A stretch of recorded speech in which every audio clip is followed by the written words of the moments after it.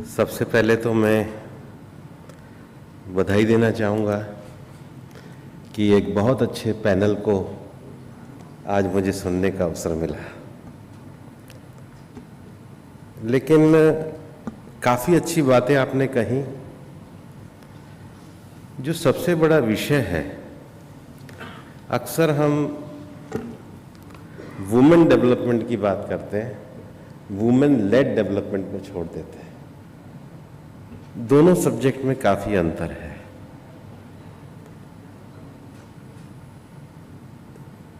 Gender equality के साथ gender equity चाहिए। हम केवल इक्वलिटी पे जाकर रुक जाते हैं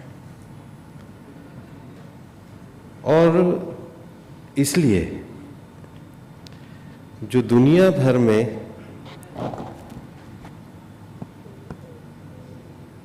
फेमिनिस्ट मूवमेंट हुए, उसमें बात 50-50% पे जाके रुक जाती है। वुमेन कहीं ना कहीं अपनी पहचान पुरुष के माध्यम से करती है। जब वुमेन की अपनी पहचान बनने लग जाएगी तो वो वुमेन लेड डेवलपमेंट होगा और वही होने पे हम विकसित भारत की ओर जा पाएंगे। कारण ये है, कई बार हम अपने इथोस को नहीं समझ पाते। हमें ऐसा लगता है कि महिला अगर ताकतवर है तो उसे पुरुष जैसा होना होगा। पुरुष जैसा होने का अर्थ है उसके जैसा बोलना, व्यवहार कोई होने की आवश्यकता नहीं है, क्योंकि हमने जब शक्ति की पूजा करी है तो उसको पुरुष होने की जरूरत ही नहीं है। वो अपने आप में शक्ति है। अगर हम नहीं हैं और हम होने की कोशिश करें तो वो शक्ति का स्वरूप बनेगी नहीं। लेकिन केवल बात कहने से और केवल विषय रखने से चीजें नहीं होती। जो सबसे बड़ी बात 3S की बात जो इस डिबेट में करी गई है, सपोर्ट, सेंसिटिविटी और सिस्टमेटिक चेंज। क्योंकि हम एक ऐसे इरा से आए हैं जिसमें हम एक एग्रीकल्चर युग से इंडस्ट्रियल और अब डिजिटल ग्लोबल इरा की ओर जा रहे हैं। ऐसा नहीं है कि एग्रीकल्चर युग में वुमेन एम्पावर नहीं थी। आपने जितनी भी सुंदर साड़ियाँ पहन रखी हैं, इसकी ज़्यादातर बुनकर महिलाएं हैं। चाहे चंदेरी पहनो, चाहे सिल्क पहनो, चाहे सांगानेरी पहनो, चाहे गुजरात की पटोला पहनो। मैं तो जितना भी देश भर में बुनकर में गया हूँ, वुमेन ही है। लेकिन दिक्कत कहाँ है? उसकी ट्रेडिंग, उसका व्यापार और उसके इकोनॉमिक एम्पावरमेंट की चाबी उनके पास नहीं है। इस अंतर को समझना होगा। ऐसा नहीं है हमारे देश में केवल टेक्सटाइल में रही हो। आखिर इस देश में जो लंबे समय से कल्चरल हमारे वैल्यूज सुरक्षित रहे तो वो स्टोरी टेलिंग है। आपको कोई स्टोरी टेलिंग किसी ग्रैंडफादर से सुनाई नहीं देगी, आपको कोई म्यूजिक सुनाई नहीं देगा। ये सारे जिसको हम डेवलपमेंट कहते हैं, डेवलपमेंट का अर्थ केवल बिल्डिंग और कंस्ट्रक्शन नहीं है। अगर डेवलपमेंट का अंदर मतलब केवल बिल्डिंग और कंस्ट्रक्शन होगा तो फिर वो डेवलपमेंट तो ह्यूमैनिटी का डेवलपमेंट नहीं होगा, वो तो बिल्डिंग का डेवलपमेंट होगा। डेवलपमेंट का होल एस्पेक्ट देखना चाहिए। लेकिन झगड़ा का है, झगड़ा ये है कि जिस रिवोल्यूशन से हमारा समाज एक नए रिवोल्यूशन की ओर जा रहा है, हम एक रूरल बेस इकोनॉमी से अर्बन बेस इकोनॉमी की ओर जा रहे हैं। हम एक सोसाइटी क्लोज सोसाइटी से निकलकर ग्लोबल बनने जा रहे हैं। हम एक इंफॉर्मेशन जो है टेक्नोलॉजी की दुनिया में बदलने जा रहे हैं। जब ये दुनिया में परिवर्तन आ रहा है तो बड़ी संख्या में मोबिलिटी और माइग्रेशन हो रहा है। उसके कारण सोसाइटी, नई फैमिली बनना, नए रिलेशन बनना, नए तरीके से रहना, ये सब होना है। इसमें महिलाओं को क्या होना चाहिए? पहनने की स्वतंत्रता, खाने की स्वतंत्रता, घूमने की स्वतंत्रता और अपने निर्णय लेने की स्वतंत्रता होनी चाहिए। उसमें हम अपना सेंस नहीं लगाए। सरकार की पॉलिसी में, मैं दुनिया भर के देशों में जाता हूँ, मैं आज आपको जो इवन मैं इस समय कॉप में मैंने देख करके बहुत अच्छा लगा कि जो यूएई में भी जो पूरा कॉप के नेगोशिएशन में उनकी जो महिलाएं थी, लॉजिकल, रैशनल, एक्सप्रेसिव वो थी। हम उससे ना डरें। वुमेन लेड डेवलपमेंट का अर्थ है कि हमारे यहाँ महिलाओं की ऐसी पर्सनैलिटी बने जो लॉजिकल हो, रैशनल हो, एक्सप्रेसिव हो। हमें क्या सपोर्ट करना है? जो सपोर्ट सिस्टम के लिए कहा है, उनके पहनने बोलने पे हम सेंसिटिविटी को इतना ना बनाए कि उनको बांधने की कोशिश करें। हम उनको सपोर्ट सिस्टम इतना देवें कि वो अपना निर्णय ले सकती है, वो अपनी लड़ाई लड़ सकती है। हम उसके ऊपर पेरेंटिंग ना करें। वुमेन डेवलपमेंट का कंसेप्ट जो है केवल वुमेन डेवलपमेंट नहीं है। अगर वुमेन डेवलपमेंट होगा तो 5%, 7%, 8% का हो सकता है।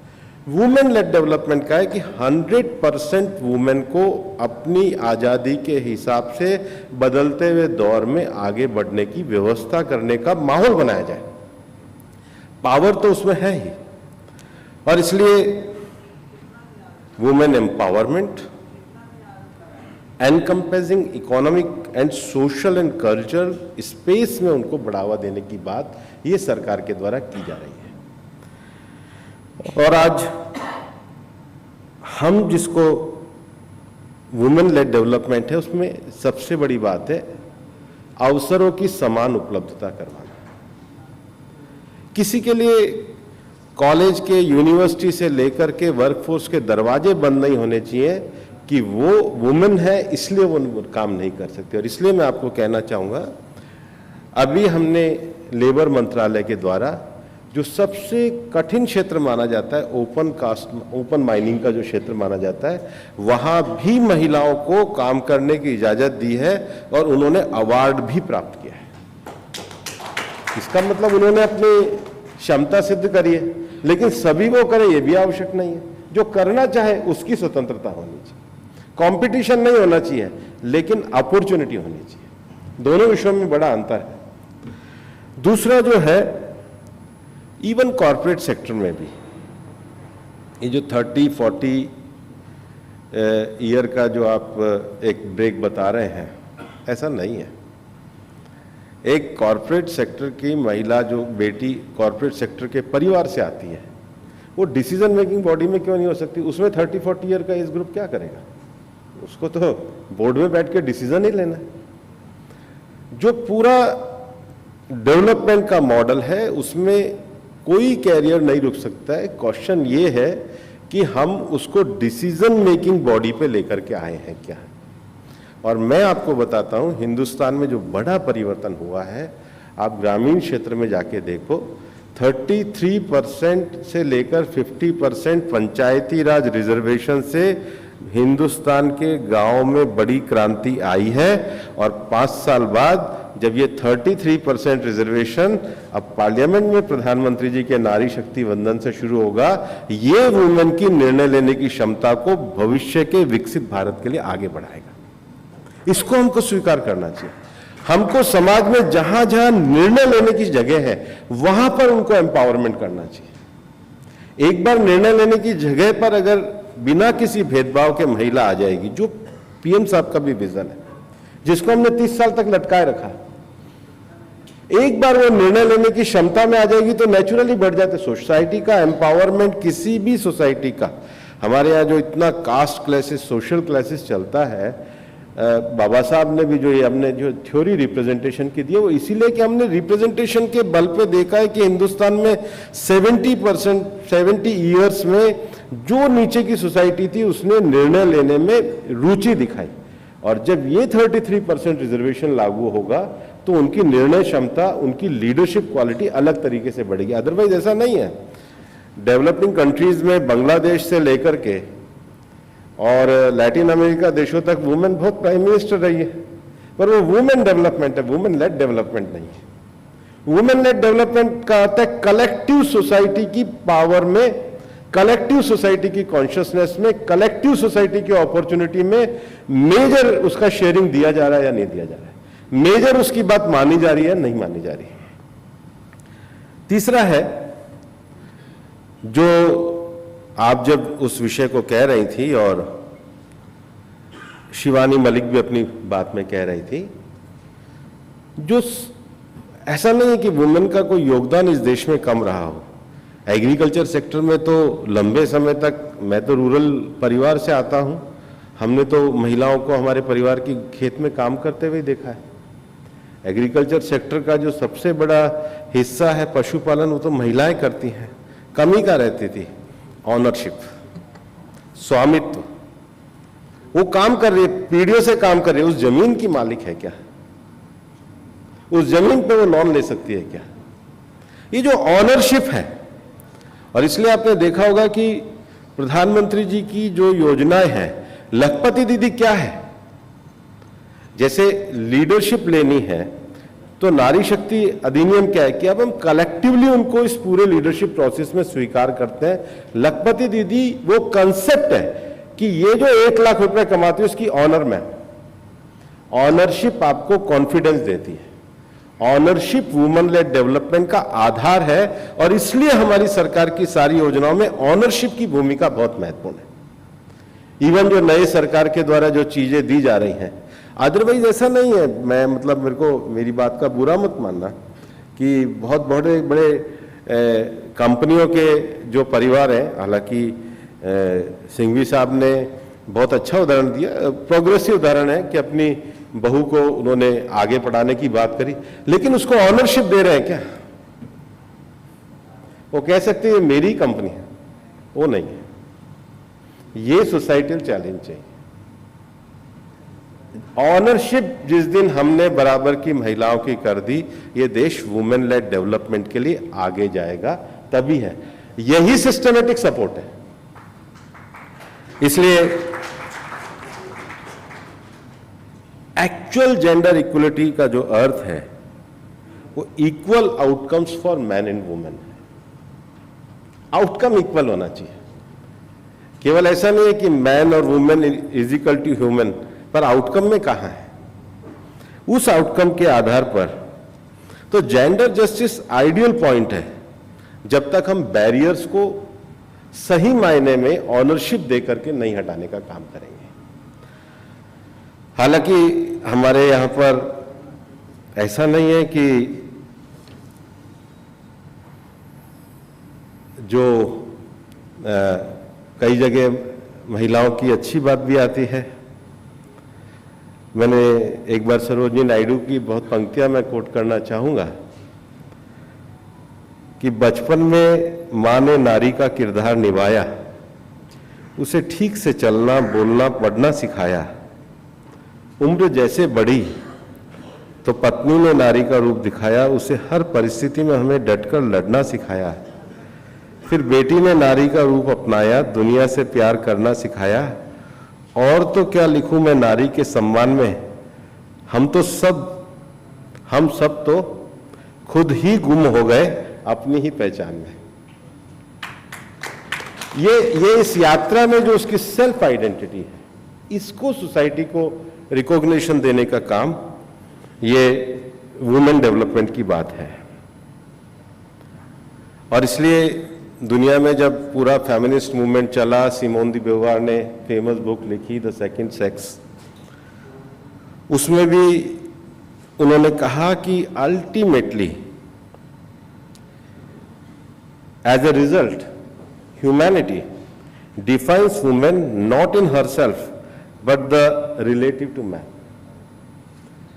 और इसलिए अब जो विकसित भारत की बात हम करना चाहते हैं, तो विकसित भारत केवल इकोनॉमी और टर्म के मामले में नहीं है। विकसित भारत रिलेशन के मामले में, एग्जिस्टेंस के मामले में, ऑनरशिप के मामले में, अपॉर्चुनिटी के मामले में, इसमें हमें ये जो जेंडर बायसनेस है इसको कम करना चाहिए। और यही कारण है कि हमारी सरकार इस विषय को आगे बढ़ाने को तैयार है। हमारे यहाँ पर लंबे समय तक बहुत वुमेन राइटर हुई, उन्होंने बहुत ओपन लिखा। पंजाबी में अमृता प्रीतम जी ने अच्छा लिखा, बंगाली में महाश्वेता देवी जी ने, अन्नपूर्णेश्वरी देवी ने अच्छा लिखा वुमेन के बारे में। उड़िया में लिखा, किन्होंने द्रौपदी लिखा, अभी भी लोग लिख रहे हैं। लेकिन आइडियल रिवॉल्यूशन में सावित्रीबाई फुले का बड़ा नाम हम लोग लेते हैं, क्योंकि जब उन्होंने पढ़ने की बात, जिसको हम मॉडर्न एजुकेशन कहते हैं, तो उन्होंने खुद ने पढ़ना शुरू किया। विधवा विवाह की बात हुई तो ज्योतिबा फुले और सावित्रीबाई ने अपने बेटे की सबसे पहले करी। तो सोसाइटी में रिफॉर्म के लिए हमको ये शुरुआत अपने से करनी पड़ेगी, और सही अर्थों में वुमेन डेवलपमेंट में हमें समझना होगा, वुमेन लेड डेवलपमेंट का अर्थ महिला को न पुरुष बनना है, न पुरुष के समान बनना है, अपनी विशिष्टता को पहचान कर अपने निर्माण में महत्वपूर्ण योगदान देना, अपना अस्तित्व नहीं खोने देना है। और देश में एक नया परिवर्तन प्रधानमंत्री जी के नेतृत्व में आया है। उसमें हमने पूरे देश में 85 लाख ये सेल्फ हेल्प ग्रुप को प्रमोट करने की बात करी है। मुझे लगता है कि 33% रिजर्वेशन के बाद जो 85 लाख सेल्फ हेल्प ग्रुप है, इनका जो एम्पावरमेंट है वो फ्यूचर में देश की महिलाओं को आगे बढ़ने में एक बड़ा योगदान देगा।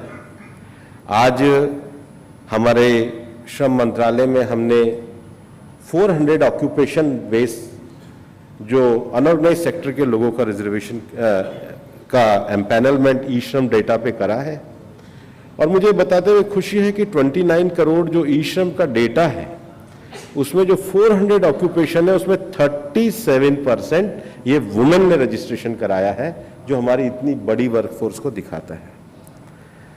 और इसलिए ऐसा नहीं है कि हमने अपने को वुमेन को शक्ति नहीं माना है।